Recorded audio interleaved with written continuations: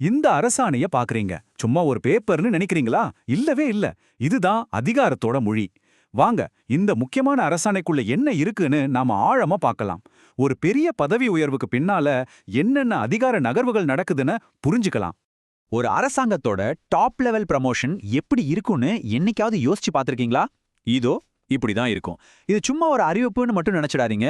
ஒரு மாநிலத்தோட ஒட்டுமொத்த நிர்வாகத்தையே மாத்த போற ஒரு பெரிய மாற்றத்தோட முதல் புள்ளி இது. டிசம்பர் 2025 இந்த தேதியில வெளியான இந்த ஒரு ஆர்டர் 7 சீனியர் ஐஏஎஸ் ஆபீசர்ஸோட தலை எழுத்தையே மாத்திடுச்சு. அவங்கள மாநிலத்தோட ஹையஸ்ட் போஸ்டான சீஃப் செக்ரட்டரிக்கு ஈக்குவலான ஒரு இடத்துக்கு கொண்டு போயிருக்கு. இந்த ஒரு ஆர்டர் எப்படி ஒரு பெரிய கேம் சேஞ்சரா அமையுதுன்னு பார்க்கலாம் வாங்க. சரி, அப்போ இந்த பவர் பிளேல முக்கியமான ஆளுங்க யாரு? இந்த அரசாணை மூலமா பவருக்கு வந்த அந்த 7 ஆபீசர்ஸ் யாரு? அவங்க இப்போ எந்தெந்த டிபார்ட்மெண்ட்டுக்கு ஹெட்டா இருக்காங்கன்னு பாத்துடலாமா? இங்க பாருங்க, இந்த அப்பாயின்மெண்ட்ஸ் எல்லாம் எவ்வளோ முக்கியம்னு. ஃபினான்ஸ் டிபார்ட்மெண்ட்டோட முழு பொறுப்பும் இப்போ திரு டி. உதயச்சந்திரன் கிட்ட. ஹெல்த் டிபார்ட்மெண்ட்டை டாக்டர் பி. செந்தில்குமார் பார்த்துக்க போறாரு. இதே மாதிரி ஸ்கூல் எஜுகேஷன், சென்னை மெட்ரோ ரயில்னு ஸ்டேட்டோட அத்தனை முக்கியமான துறைகளுக்கும் புது தலைவர்கள் வந்திருக்காங்க. இந்த லிஸ்ட்டை நீங்க முழுசா இந்த ஸ்லைட்ல பார்க்கலாம். நாங்க சொல்றத நீங்க ஏன் நம்பணும்னு கேக்குறீங்களா? இதோ நீங்களே பாருங்க. இதுதான் அந்த ஒரிஜினல் கவர்மெண்ட் ஆர்டர். நாங்க உங்களுக்கு காட்டுற ஒவ்வொரு விஷயமும் இந்த அஃபிஷியல் டாக்குமெண்ட்லேருந்து எடுத்தது தான். இது எங்க கருத்தில்ல, இதுதான் ஃபேக்ட். ஓகே, இப்போ யாருக்கெல்லாம் ப்ரொமோஷன் கிடைச்சதுன்னு பார்த்தாச்சு. அடுத்து இந்த ப்ரொமோஷன்லாம் எப்படி நடக்குது, இதுக்கு பின்னாடி இருக்கிற அட்மினிஸ்ட்ரேட்டிவ் மெக்கானிக்ஸ் என்னன்னு நாம புரிஞ்சுக்கலாம்.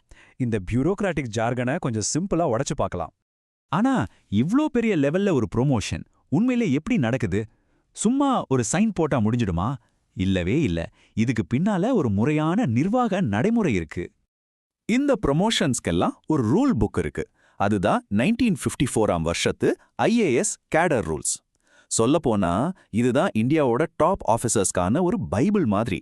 இந்த அரசாலையில் இருக்கிற ஒவ்வொரு கமா, ஒவ்வொரு ஃபுல் ஸ்டாப் எல்லாமே இந்த ரூல்ஸை பேஸ் பண்ணி தான் இருக்கு. அப்போ இந்த காம்ப்ளெக்ஸான ப்ராசஸை 3 சிம்பிள் ஸ்டெப்பா பிரிச்சிடலாம். 1, முதல்ல டெம்பரரியா சில ஹையர் லெவல் போஸ்ட்டை உருவாக்குறது. 2, அந்த போஸ்ட்டுகளுக்கு இந்த ஆஃபீஸர்ஸை ப்ரொமோட் பண்றது. கடைசியா 3வது ஸ்டெப், அந்த புது போஸ்ட்டை மாநிலத்தோட டாப் போஸ்டான சீஃப் செக்ரட்டரிக்கு ஈக்குவல்னு அறிவிக்கிறது. அவ்வளவுதான்.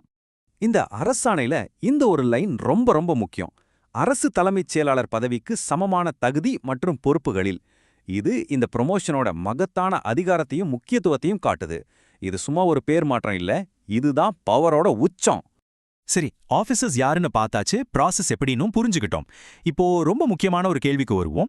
இந்த ப்ரொமோஷன்ஸ் ஏன் இவ்ளோ முக்கியம்? இதோட உண்மையான இம்பாக்ட் என்ன? 7 இது வெறும் ஒரு நம்பர் இல்ல, மாநிலத்தோட தலையெழுத்தை தீர்மானிக்க போற 7 முக்கிய துறைகளோட புது பவர் சென்டர்ஸை குறிக்குது.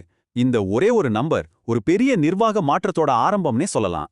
யோசிச்சு பாருங்க, நம்மளோட பணம், நம்ம ஆரோக்கியம், நம்ம குழந்தைங்களோட படிப்பு, நம்ம தினமும் போற மெட்ரோ, இது எல்லாமே இப்போ இந்த புது தலைவர்களோட கண்ட்ரோல்ல தான் இருக்கு.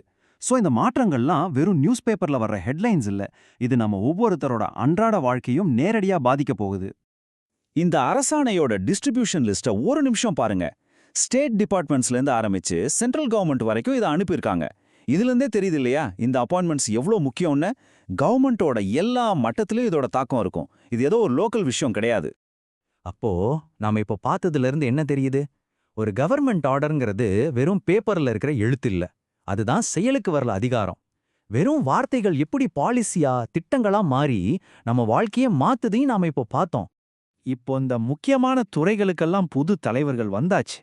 அப்போ மாநிலத்துக்கு அடுத்தது என்ன பெரிய மாற்றங்கள் வரப்போகுது? இந்த புது லீடர்ஷிப்பு புது பாலிசிகளை, புது டெவலப்மெண்ட்டை கொண்டு வருமா? இந்த அரசாணை நம்ம முன்னால வைக்கிற ஒரு முக்கியமான கேள்வி இதுதான். யோசிக்க வேண்டிய விஷயமும் இதுதான்.